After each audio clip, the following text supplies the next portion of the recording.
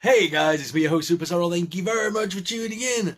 Okay, it's only a few weeks until The Conjuring Last Rites is in cinemas. That means we have about 16-ish days or something to basically re-watch the entire Conjuring franchise. And I want to make you guys watch it with me. So we're going to do a bit of a series of videos where I re-watch, enjoy, and talk about the Conjuring series, because as you guys know, I may be slightly obsessed. So grab your Annabelles, grab your snacks, and let's watch The Conjuring. By the way, very happy to report that I have been buying a lot of DVDs recently for my horror collection, and I was worried that I was going to have tons of duplicates. I didn't actually buy that many, duplicately. Does that make sense? So out of the recent stuff I bought, I already owned the Omen trilogy. I already had that on DVD, apparently. This came in the Friday the 13th box set, so I don't need that. And then apparently I already owned this. I didn't even realise I owned this movie. But yeah, so not too bad. So I may be doing a giveaway. Stay tuned. Luckily, The Conjuring 1 is on Netflix. Okay, I'm ready. Annabelle is certainly ready. So let's jump in and re-watch The Conjuring 1.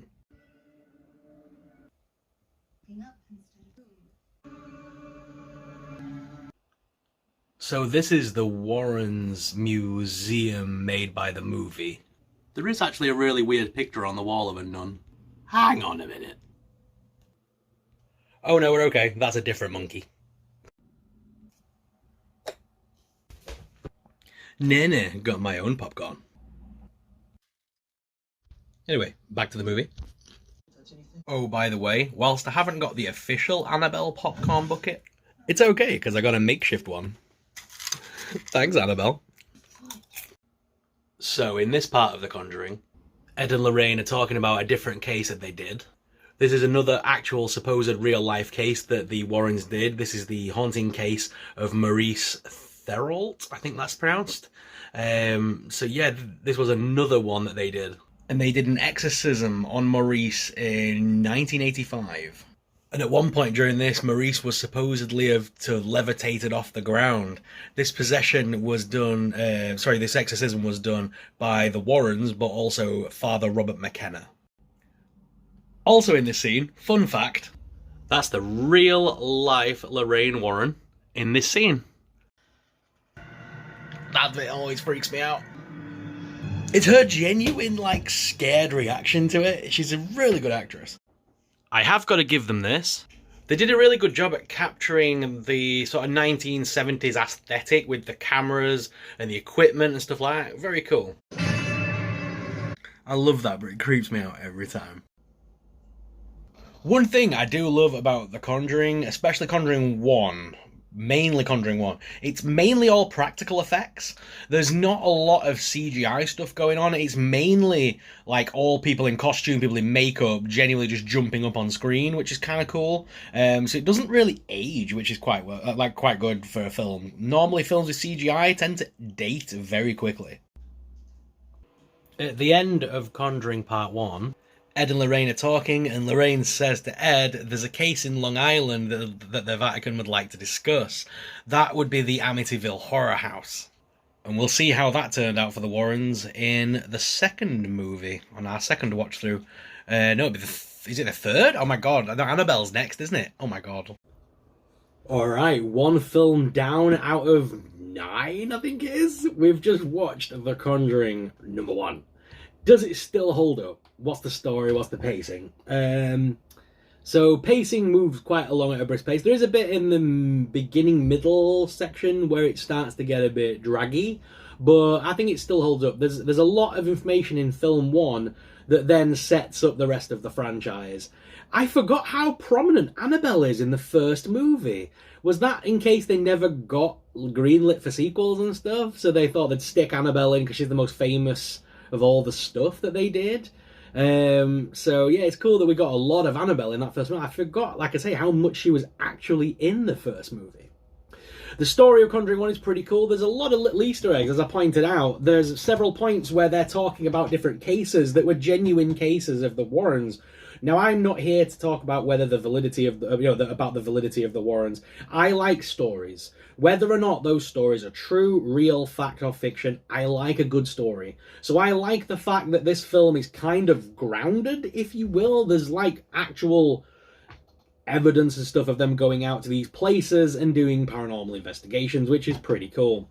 I like the fact that they mention at the end there the Amityville horror house. I love that because obviously the second film opens with them in Amityville and Ed and especially Lorraine going around and seeing what happened and all that kind of stuff and sort of the haunting that's in Long Island. I thought at first she said Rhode Island, and I thought, well, Conjuring 1 is Rhode Island, but no, it's Long Island that she says, which is the Amityville horror house.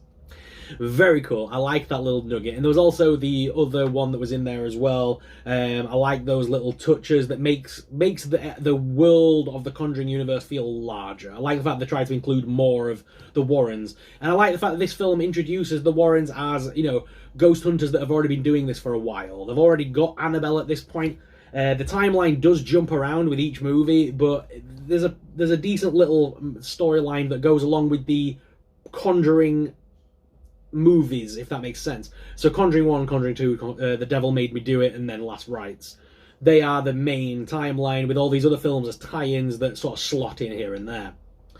What film's next for us on our Conjuring journey? It will be Annabelle. I did look it up. Annabelle is next. I don't remember much about the first Annabelle movie. I remember Annabelle Creation more than Annabelle. And I know technically Annabelle Creation comes before Annabelle, but we're going to watch them in order that they were released. So Annabelle is next. In regards to does it still hold up? I think it does. I said this during the movie. There's a lot of practical effects in this film over CGI, which I think is better because the film doesn't date as easy. The film actually stands the test of time because it's people in costumes, people in makeup, more practical effects than CGI effects, which I think Conjuring 2 actually it does. I think Conjuring 2 relies a lot more on CGI. I think, if I remember rightly. Performances, I mean, Patrick Wilson, especially Vera. Vera's a very good actress. I do love her interpretation of Lorraine Warren. Again, whether those are genuine depictions of the Warrens, I'm not here to debate that. I don't want to go into all that stuff. I'm here just for the movies. Best scene for me, I like the bit with the claps. That's one of my favourite scenes. Creepiest moment for me is the bit where she's in the garden and the corpse just starts swinging from the tree. And he's just stood there and you sort of see him and then it cuts back to her shocked face and then you just see the... Oh, it's so cringe. No, not cringe, it's great. Creepy. I don't like it. Don't like it. Freaks me out. Especially because of her very scared reaction. She's very good at that. Her reactions to that scene is brilliant. Especially because I'm not sure if that was a practical effect on set or whether that would have been something added in afterwards. I'm guessing practical, but you just never know. I'd love to sit and watch a making of that. Overall rating. So we are rating each of the movies out of 5. Conjuring 1, and I will be adding a review to Letterboxd today as well, so check out my link in the description to my Letterboxd. But yes, I'm going to give this... I enjoyed this a lot more than I thought I would, to be honest. I think this actually held up more than I thought it would. It's not my favourite of the Conjuring movies, but it's not the worst.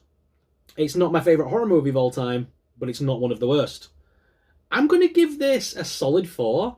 Compared to other horror movies, this isn't cheesy poo. This is quite... I like the fact that they use jump scares, like the big sudden boom music bangs and stuff. But usually there's an explanation to it. Like it's normally one of the kids or a door or something that's real. And then when the ghosts come along, that tends to be more of a drawn out, long scene that's more practical. And I like that. So like you'll see like them looking down a hallway and then something will just walk in front of them. That's a real effect. It's not CGI. I love that. I like that in horror stories. I like the fact that the scene... I don't just want a quick flash on the screen of a ghost face and then that's it. Because they do that just to scare you, which I don't think this film does that much. This film does tend to have more of the elongated, creepy scenes, which I prefer in horror movies. So yes, out of 5, giving this a solid 4. So let's put this movie on our Conjuring ranking list. There we go. So that's the first one in the franchise down, guys. Come back for Annabelle. I'll be posting that review real soon. I hope you're enjoying this series, guys. It's going to be a fun series. There's a load to go. This series will end with me in the cinemas watching Last Rites. We are on the road to the Last Rites. I'm very excited for it. As you guys know, I'm slightly obsessed in this household with Annabelle and the Nun and the Conjuring in general, so I'm very excited to be doing this. I am on the lookout for that Annabelle bucket, you know, the popcorn bucket. I am on the look for it, so stay tuned. Let's see if I can find it. And before The Last Rites comes to cinema, I'm also going to do a couple of other videos on the channel. I'm going to rank all the Conjuring movies. Once I've watched all of them so far, I'm going to rank them. So you'll get a video of me ranking all the movies, which is my favourite, to which I don't think is the best. And also, I will rank my favourite collectibles. I'll do like a top 10 Conjuring collectibles in my collection. So stay tuned for that as well. Guys, thank you very much for watching. As always, I'm your host, SuperSorrell. I'll catch you in the next one for Annabelle. See you all very soon. Stay spooky and stay super. Bye!